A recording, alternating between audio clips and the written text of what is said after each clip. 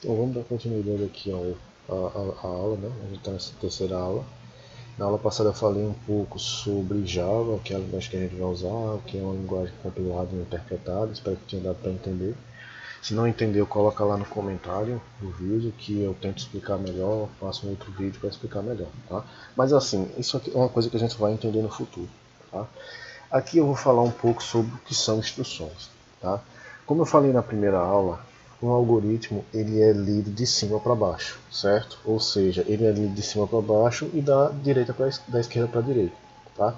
Então as coisas vão acontecendo à medida que você vai descendo no seu código, certo? Então cada linha daquela é o que a gente chama de instrução, é o que acontece aqui, certo? Tudo isso aqui são instruções que a gente passa para o código, certo? É claro que quando você estiver mais avançado, você vai entender que essa regra de que ele ser executado de cima para baixo não é bem como as coisas ocorrem. Mas a forma como a gente vai programar agora, ela é uma forma sequencial, ou seja, a gente vai colocando um comando abaixo do outro e esses comandos eles vão sendo executados um abaixo do outro, tá? A não ser nos momentos em que eles façam desvios, mas isso a gente vai ver mais para frente, tá?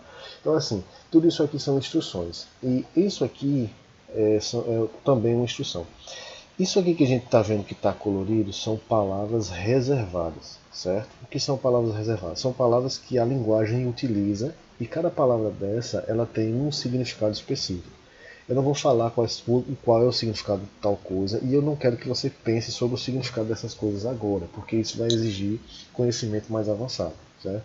A única coisa que eu quero que você entenda é, para que funcione eu preciso ter essa estrutura aqui. Claro, esse código aqui eu não preciso ter agora, mas para funcionar eu preciso ter essas instruções aqui, tá?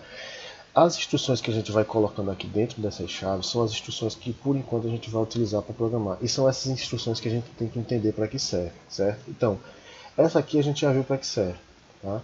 Então, à medida que a gente vai avançando no curso, novas instruções vão sendo apresentadas. E basicamente o que a gente vai o que a programação consiste, o aprendizado é entender o que cada instrução dessa faz e como arranjar elas, assim como a gente fazia lá no algoritmo, certo?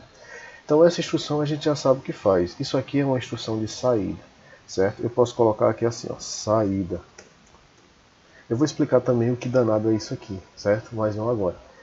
Eu vou colocar, a única coisa que você precisa saber é quando eu coloco essas duas barras aqui, isso aqui não é lido pelo compilador ou pelo interpretador, certo? Isso varia de cada linguagem, mas isso aqui, nem isso aqui, ó, quando tem essa barra e esse asterisco e fecha aqui embaixo, então tudo que está aqui dentro não é lido pelo compilador. Então isso aqui a gente pode até apagar, que não faz sentido nenhum para o programa, isso aqui também, porque isso não é lido. A única coisa que é lido é o que está aqui dentro desses camaradas, tá? Então é assim, isso aqui é uma instrução, tá? Quem separa as instruções é o ponto e vírgula, como eu mostrei para você na aula passada. Se eu tiro e executo, ele dá erro, certo? Então assim, ele vai dar erro. Tá? Então ele vai dizer, ó, você precisa ter um ponto e vírgula em toda a instrução que você vai escrever agora, mas essa aqui não tem, professor. Essas aqui não precisam. E eu não vou explicar o porquê agora. Apenas o que eu estou dizendo é, vamos nos ater ao que é importante nesse momento. Então toda a instrução que você for escrever aqui dentro, ela precisa do ponto e vírgula, ok? Então aqui, ó, eu estou colocando ponto e vírgula. Se eu quiser uma outra instrução, eu vou usar a mesma instrução aqui, ó, system.out.println, tá? E aqui eu vou colocar outra instrução, tá? Assim, outra instrução. Aqui, ó, eu tenho que colocar um ponto e vírgula para separar uma instrução da outra. Então, ó, quando a gente for ver aqui, ele vai escrever as duas coisas, tá? E aqui eu estou colocando uma instrução abaixo da outra. E veja que aqui ele escreveu no mesmo fluxo, ó. Colocou chovendo e relampaguejando aqui e colocou a outra instrução aqui embaixo, tá? E se eu quiser colocar outras aqui, eu posso colocar. Eu vou copiar e colar aqui, vou botar aqui embaixo. Eu estou copiando e colando, mas o que eu quero que você faça é que você escreva mesmo, para você pegar a orientação muscular dos seus dedos para fazer esse negócio, para você se acostumar, certo? As instruções elas têm que ser escritas exatamente da forma como está aqui. Se eu colocar esse S minúsculo aqui, ó, do systemout.out.println, o que vai acontecer é que ele vai dar erro, porque ele está dizendo, ó, ele não reconhece esse S minúsculo aqui, ó. Então ele está dizendo, o pacote do sistema não existe, porque Java é uma linguagem que ela é case sensitive, ou seja, sensível à caixa. Então, as coisas elas têm que ser escritas da forma correta, seguindo a ordem de caixa, certo? Então, por exemplo, se eu colocar esse Y aqui maiúsculo, tá vendo? Está system, o Y maiúsculo, ele não executa, tá? Porque ele está dizendo, ó, não existe, a palavra tem que ser exatamente como você coloca aqui, certo? Então agora ela faz sentido. E aqui, professor, tem que ser, dentro dessas aspas, tem que ser, seguir essa regra também? Não, aqui não, porque aqui não é uma, deixa eu só apagar isso aqui, aqui não é isso aqui não é palavra reservada do programa, da linguagem, tá? Isso aqui é uma coisa que eu estou mandando o sistema responder, certo? Então ele colocou aqui, outra instrução com I maiúsculo, não tem problema. As palavras reservadas, como system, out, println, system.out.println, são palavras que necessitam ser escritas exatamente da forma como está. Se eu botar L maiúsculo aqui, ele vai dar erro e assim por diante. Tá? Então aqui, isso aqui são as instruções, ok? E essas instruções elas são separadas por ponto e vírgula. Elas são lidas de cima para baixo, tá? Pelo menos as que estão aqui dentro dessas chaves aqui. Tá? E são elas que a gente vai utilizando. Então, por exemplo, eu vou colocar aqui system.out.println e a gente pode, por exemplo, fazer brincadeiras com os asteriscos aqui. Ó. Vou fazer aqui, tem que botar o ponto e vírgula. É difícil, vai demorar muito você se acostumar com essa questão de ponto e vírgula, tá?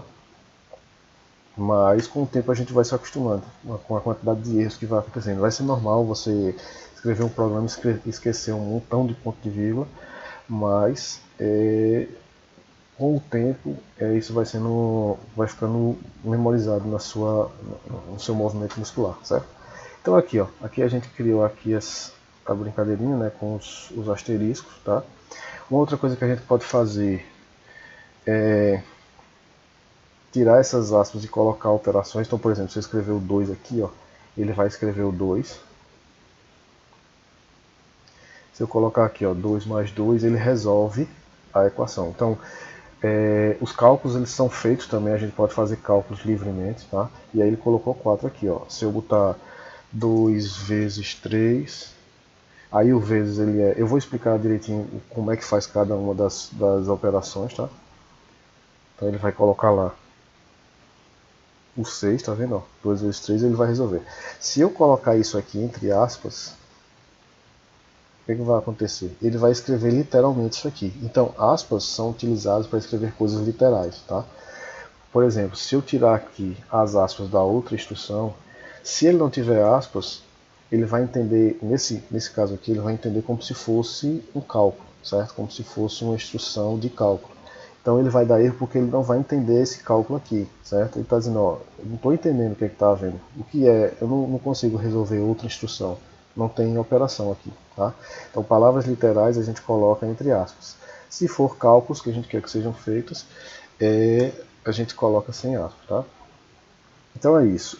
Aqui eu falei um pouco sobre instrução. Na próxima aula eu vou começar a falar um pouco sobre variáveis que a gente vai utilizar para programar, certo? E depois a gente vê a parte de entrada de dados para que a gente possa fazer o sistema responder coisas dinâmicas, como por exemplo, fazer o cálculo entre dois números de forma dinâmica, de forma que o usuário diga quais são esses números, não eu programa aqui diretamente, certo?